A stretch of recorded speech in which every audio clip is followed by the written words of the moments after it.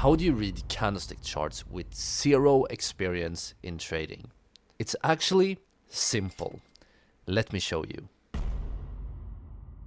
The very first thing you need to learn about in order to master technical analysis and as a result make money is to learn how to read candlesticks and how to read candlestick charts. Why do you need to do this? Well, pretty much all traders, or at least most traders, used something called candlestick charts. It's a chart like you can see right here on the screen. So being able to read these charts correctly is something you cannot do without as a trader. So let's quickly take a look at how to read these candlestick charts. First of all, what you need to know is that we have two different kinds of candles. We have a green candle, which is also known as a bullish candle. And we also have a red candle, which is known as a bearish candle.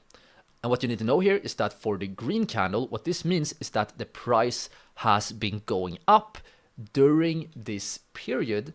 And for the red candle, it means the opposite. It means that the price have been going down during this period. And now the question you, of course, ask is, what is the period? And here, it will differ depending on what type of trader you are. So if you are a day trader, you might, for example, use 15-minute candles.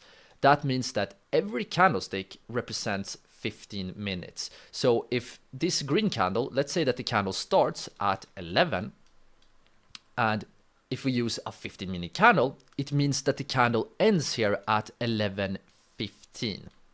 But we also have different kinds of candles. A candle can be, 1 hour, it can be 1 day, and so on and so on.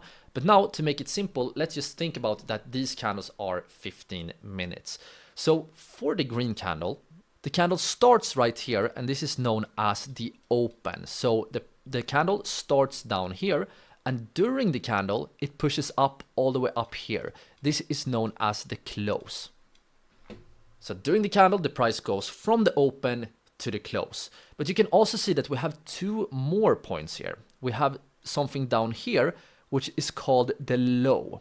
This means that during this candle, even though that the price pushed up, it actually during this 15 minutes, the price pushed down all the way down to this point before going up.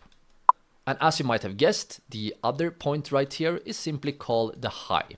And that means that during this 15 minutes, the price actually managed to push up here, but then it closed right there.